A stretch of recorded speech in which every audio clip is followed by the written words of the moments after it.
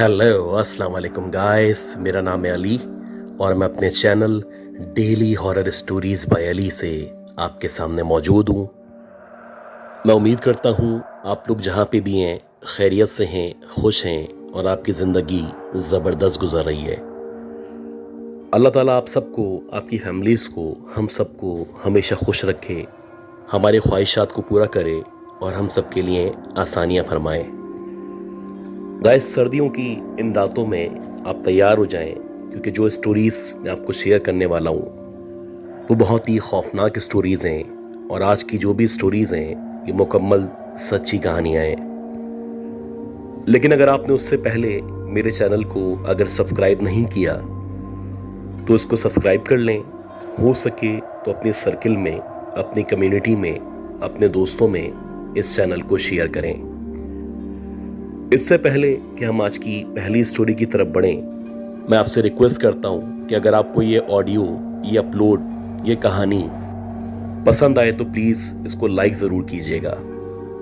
अच्छा गाइस, आज की जो स्टोरीज़ हैं ये स्टोरीज़ हमें सैयद जैलानी साहब ने कराची से शेयर की हैं और ये मल्टीपल वाक़यात हैं जो इनके साथ या इनकी फैमिली के साथ मुख्तलिफ औकात में पेश आए थे। इन वाक़यात में जो सबसे पहला वाक़या है ये वाक़या 1980s का है और ये बताते हैं कि उस दौर में ये औरंगी टाउन ब्लॉक 16 में या सेक्टर 16 में रहा करते थे। इनका जो काम था उसका कुछ इस तरह से सिलसिला था कि लेट नाइट तक, यानी कि 1 या 2 बजे तक चला करता था। उसके बाद ये अपने काम को बंद करके वापस अपने घर की तरफ जाया करते थे। अब उस दौर में क्योंकि इतनी लाइट्स वगैरह का इंतज़ाम मौजूद नहीं था, इतनी ज़्यादा पब्लिक ट्रांसपोर्ट नहीं हुआ करती थी। ख़ास तौर में अगर आप रात का जिक्र करें तो रात में ट्रांसपोर्ट का मिलना नामुमकिन था। तो इन्होंने अपना गुज़रो औकात करने के लिए या जाने आने के लिए एक साइकिल ख़रीदी हुई थी। जैसे कि पहले ज़माने में सोहराब साइकिल हुआ करती थी, ये वो साइकिल चलाया करते थे। ये बताते हैं कि मैं जिस रास्ते से वापस जाया करता था वो रास्ता तकरीबन 35 से 40 मिनट का रास्ता था और उस रास्ते में एक बहुत बड़ा, बहुत मशहूर गवर्नमेंट स्कूल आया करता था। अब जैसे ही आप गवर्नमेंट स्कूल को क्रॉस करते हैं तो उसको क्रॉस करने के बाद एक बहुत बड़ा सा ग्राउंड था जो कि आज भी वहाँ पे मौजूद है, जिसे क्रिकेट ग्राउंड के नाम से जाना जाता था। तो वैसे ही एक सर्दियों की रात थी और शदीद ठंड हो रही थी। मैं अपने काम से जब निकला तो रात के तकरीबन 1:35 या 1:40 का टाइम था। अब जब मैं गवर्नमेंट स्कूल के करीब पहुंचा तो उस वक्त सब कुछ नॉर्मल था, लेकिन जैसे ही गवर्नमेंट स्कूल से आगे जब मैं ग्राउंड के अंदर दाखिल हुआ तो चारों तरफ मुकम्मल अंधेरा था और एक अजीब सा धुआं था उस ग्राउंड के अंदर मौजूद था। खैर, जैसे ही मैं उस ग्राउंड के अंदर एंटर हुआ तो कुछ देर के बाद ही मुझे एकदम से महसूस होने लगा कि जैसे मेरी जो साइकिल है वो चलते चलते एकदम से उसकी जो स्पीड है वो स्लो हो गई है। हालांकि मैं मुसलसल पेंडल चला रहा था और उतनी ही मुशक्कत कर रहा था जितनी कि मैं पहले कर रहा था, लेकिन अब की ये जो साइकिल थी ये आहिस्ता आहिस्ता स्लो होती चली जा रही थी। पहले मैं समझा कि शायद मैं ग्राउंड में मौजूद हूँ और यहाँ पे मिट्टी पड़ी हुई है, इसीलिए मुझे ऐसा लग रहा है। लेकिन जब कुछ देर के बाद मुझे बाकायदा महसूस हुआ कि मेरे पीछे यानी साइकिल की जो बैक सीट है उस पे एकदम से कोई वजन महसूस हो रहा है। तो मैंने एकदम से पलट के पीछे की तरफ देखा। अब जब आप साइकिल चला रहे होते हैं और पीछे की तरफ देखते हैं तो जितना व्यू आपको नजर आता है उस व्यू के मुताबिक जितना मुझे नजर आया, मैंने देखा कि एक आदमी मेरी साइकिल पे बैठा हुआ है जिसने सफेद कलर का लिबास पहन रखा है और उसकी गर्दन मौजूद नहीं है। यानी कि मेरी साइकिल पे एक सरकटा बैठा हुआ था और उसी वजह से मेरी जो साइकिल थी वो एकदम से भारी हो चुकी थी या उसकी जो रफ्तार थी वो आहिस्ता आहिस्ता करके कम हो चुकी थी। अब ये पुराने दौर के लोग थे, बड़े बहादुर लोग थे, इसके साथ साथ ये बताते हैं कि इनका जो एक सिलसिला है वो एक पीरी मुरीदी से जा मिलता है। खैर ये घबराए नहीं। इन्होंने जब अंदाजा लगा लिया कि इनकी साइकिल पे एक सरकटा बैठा हुआ है, तो इन्होंने उससे पूछा कि तुम कौन हो और तुम्हें कहाँ जाना है। ये मुसलसल आगे देख रहे हैं, साइकिल चला रहे हैं, और इसी दौरानिये में इन्होंने उस सरकटे से ये सवाल किया है। ये बताते हैं कि जब मैंने उससे सवाल किया तो उसने कोई जवाब नहीं दिया। अब जब इन्होंने दोबारा से उससे पूछा तो पीछे से आवाज आई कि बस मुझे सीधा सीधा जाना है, तुम सीधे चलते रहो, मुझे जहां उतरना होगा मैं उतर जाऊंगा। इन्होंने खैर दिल ही दिल में इसी दौरानिये में आयतुल कुर्सी और इसके साथ साथ जो आखिरी 3 कुल हैं उनकी तिलावत करना शुरू कर दी। ये बताते हैं कि जैसे जैसे मैं तिलावत कर रहा था वैसे वैसे जो वजन था बढ़ता चला जा रहा था, और ऐसा लग रहा था जैसे किसी के हंसने की या किसी के कहका लगाने की या मेरा मजाक उड़ाने की आवाज आ रही है। खैर तकरीबन 5 या 7 मिनट तक मुझे महसूस होता रहा कि बाकायदा साइकिल पे अब भी वो बैठा हुआ है और मुसलसल हंस रहा है।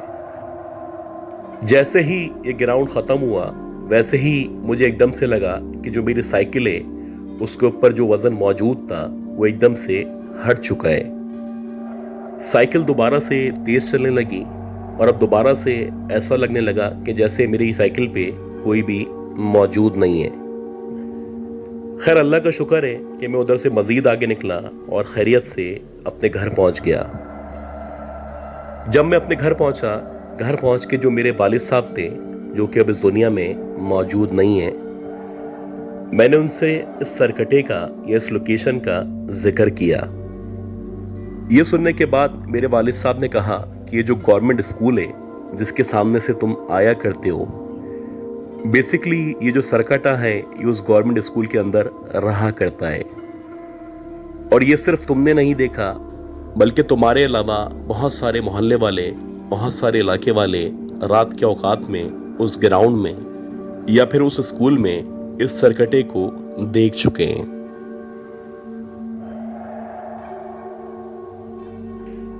अच्छा, इसी तरह ये एक वाकया शेयर करते हैं, और ये जो वाकया है ये बड़ा रीसेंट वाकया है, और ये बताते हैं कि ये 18 या 19 नवंबर की रात थी, यानी कि अब से तकरीबन 5-6 दिन पुरानी बात है। इनका अब जो कारखाना मौजूद है ये बेसिकली, अगर आप लोगों ने देखा हो कि अंडा मोड़ से जब आप आगे आते हैं तो एक यूनिवर्सिटी मौजूद है जिसे इकरा यूनिवर्सिटी कहा जाता है।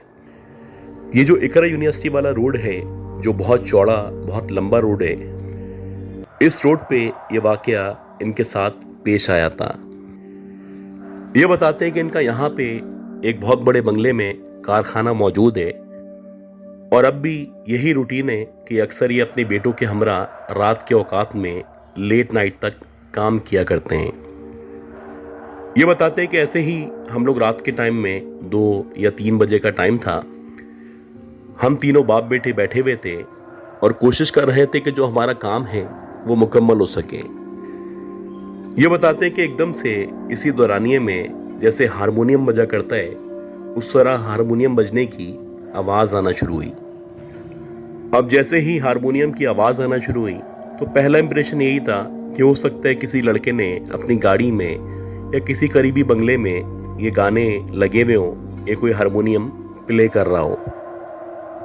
15 या 20 मिनट तक मुसलसल ये आवाज आती रही और हम लोग इसको इग्नोर करते रहे। उसके बाद ये जो हारमोनियम की आवाज थी ये बंद हो गई, और इसके बंद होने के बाद अब जो आवाज थी वो बाकायदा किसी के गुनगुनाने की आवाज थी या किसी के सुर छेड़ने की आवाज थी जो हमें आ रही थी। ऐसा लग रहा था जैसे कोई बहुत बड़ा उस्ताद है, कोई बहुत बड़ा गाना गाने वाला है जो बैठा हुआ है और अपनी प्रैक्टिस या अपनी मश्क कर रहा है। जब हमें ये आवाज आना शुरू हुई तो ये बहुत प्रोफेशनल आवाज थी, लेकिन कभी लगता था कि जैसे किसी लड़की की आवाज है, कभी लगता था जैसे कोई लड़का है जो मुसलसल गाना गा रहा है। अब ये जो गाना था ना ये उर्दू में था ना ये इंग्लिश में था, कुछ अजीब सी ज़बान थी जिसके अंदर ये गाना गाया जा रहा था, और काफ़ी देर तक कोशिश करने के बावजूद भी ना मैं उसकी शायरी को पकड़ पा रहा था, ना उन अल्फाज को समझ पा रहा था जो अदा किए जा रहे थे। अब 20 मिनट तक मुसलसल गाने की या गुनगुनाने की आवाज आती रही। मेरा जो बड़ा वाला बेटा है वो मुसलसल मुझे देख रहा था, जैसे कि वो मुझसे पूछना चाहता हो कि आपको ये आवाज आ रही है। मैं मुसलसल जानबूझ के इग्नोर कर रहा था क्योंकि मुझे भी कुछ अजीब लग रहा था। इसी दौरानिये में तकरीबन आधे से पौन घंटा गुजर चुका था और ये जो आवाज थी ये आहिस्ता आहिस्ता करके किसी भजन में या किसी हिंदुआना जैसी रिचुअल्स हुआ करती हैं या जैसे कि मंत्र पढ़े जाते हैं, उस तरह के किसी मंत्र में ये आवाज तब्दील हो चुकी थी और अब बाकायदा लग रहा था जैसे कोई मंत्र पढ़ रहा है और उसमें बार बार काली माई का या काली माता का जिक्र कर रहा है। अब ये जो एरिया था, इस पूरे एरिया में ना कोई मंदिर मौजूद है, ना ही कोई हिंदू फैमिली रहा करती है। तो मैंने अपने बेटे को कहा कि जरा आगे बढ़ के देखो कि ये जो आवाज है ये किस तरफ से आ रही है। बहरहाल जब जो मेरा बड़ा वाला बेटा था, सबसे पहले वो हमारे कारखाने से बाहर निकला और जो करीबो जवार में बंगले मौजूद थे उसने उनके ऊपर गौर करना शुरू किया। तो ऐसा लगा कि जो सामने वाला बंगला है, इस बंगले में से ये आवाज आ रही है। बाकायदा मुसलसल कोई मंत्र पढ़ रहा था और हम लोग हैरान थे कि इतनी रात में आखिर ये कौन है जो इस मोहल्ले में आ चुका है। खैर मेरा जो बेटा था सबसे पहले वो बाहर निकला और कुछ देर के बाद उसने मुझे भी और मेरे दूसरे बेटे को भी बाहर बुला लिया। ये बताते हैं कि जैसे जैसे हम आगे बढ़ रहे थे, कभी ऐसा लगता कि पहले वाले बंगले से आवाज आ रही है, कभी ऐसा लगता कि दूसरे वाले बंगले से आवाज आ रही है। बिला आखिर हम एक ऐसे व्हाइट कलर के बंगले के सामने पहुंचे जिसका ऊपर का जो हिस्सा था वो बहुत अरसे से खाली था और इस बंगले के बारे में बहुत सारे किस्से, बहुत सारी कहानियां थी जो इस पूरे इलाके में या एकरा यूनिवर्सिटी रोड पे मशहूर हैं। खैर जैसे ही हम लोग उस वाइट वाले बंगले के सामने पहुंचे तो हमने देखा कि उसकी जो रूफ टॉप है, उस टॉप के ऊपर एक आदमी खड़ा हुआ है जिसने बज़ाहिर सफेद कलर का लिबास पहन रखा है। देखने से वो तकरीबन 8 या 9 फीट का लंबा सा आदमी लग रहा है। उसके बहुत बड़े बड़े बाल हैं और उसके जो बाल हैं वो उसके मुंह के आगे गिरे हुए हैं। उसके कर्ली हेयर्स थे और बहुत लंबे लंबे बाल थे और ऐसा लग रहा था कि उसके बाल बहुत ज्यादा बिखरे हुए हैं। वो छत के बिल्कुल ऊपर मौजूद था जहां पे आमतौर पे पानी की टंकी हुआ करती है और वो अजीब से तरीके से अपना सर हिला रहा था और जैसे जैसे वो सर हिला रहा था तो उसके बाल हवा में ना सिर्फ लहरा रहे थे बल्कि एक खौफनाक सा मंजर था जो हम तीनों की आंखों के सामने मौजूद था। खैर अभी हम उसके सामने या उसकी तरफ देख ही रहे थे कि एकदम से उसने जोर जोर से दोबारा से मंत्र पढ़ना शुरू किए और देखते ही देखते हम तीनों की आंखों के सामने हवा में गायब हो गया। अब जैसे ही ये गायब हुआ तो मैंने अपने बच्चों को कहा कि फौरन से वापस चलो और मैंने भी जोर जोर से आयतल कुर्सी पढ़ना शुरू कर दी। खैर जैसे ही हम लोग कारखाने के अंदर वापस आए तो हम तीनों के पसीने छूट रहे थे और ऐसा लग रहा था कि हम तीनों को हल्का हल्का बुखार हो चुका है। जैसे तैसे ये रात तो गुजर गई। अगली रात या अगले दिन जब हमारी उस मोहल्ले वालों से या करीब जवार के लोगों से मुलाकात हुई और हमने इस वाक़ये का जिक्र किया तो वहां पे जितने भी लोग मौजूद थे सबने यही कहा कि जो वाइट वाला बंगला है, इस बंगले के खास तौर पे सामने जो 2 दरख्त मौजूद हैं, इन दरख्तों के बारे में कहा जाता है कि अक्सर रात के औकात में यहाँ पे एक चुड़ैल या एक औरत दरख्तों पे बैठी हुई नजर आती है। अगर कोई भी नापाकी की हालत में इस रोड से गुजरता है तो उसको उस औरत के चीखने की या चिल्लाने की आवाज़ें सुनाई देती हैं और बहुत सारे लोगों ने अपनी आंखों से उस चुड़ैल को देखा है। खैर, इनके साथ जो वाकया पेश आया था, उनको एक अजीब सा आदमी नजर आया था जो कि मंत्र पढ़ रहा था। ये बताते हैं कि इस पूरे एरिया में या इस पूरी स्ट्रीट में बहुत सारे इस तरह के किस्से और कहानियां हैं जो पिछले तकरीबन 25 से 30 सालों से मशहूर है।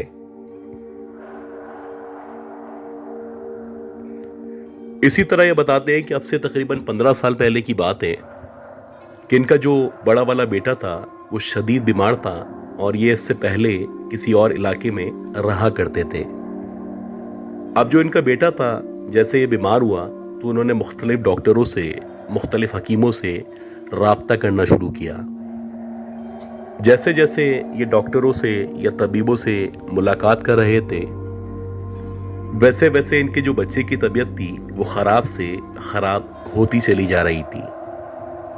ये अपने तौर पे बहुत सारे टेस्ट करवाते, बहुत सारे चेकअप्स करवाते और जितनी भी रिपोर्ट्स आती वो सारी की सारी क्लियर होती, लेकिन उसके बावजूद भी इनके बच्चे के पेट में हर वक्त दर्द रहा करता था और उसको ऐसा लगता था कि इसके पेट में कोई ऐसी चीज़ मौजूद है जो मुसलसल इसको चुभ रही है।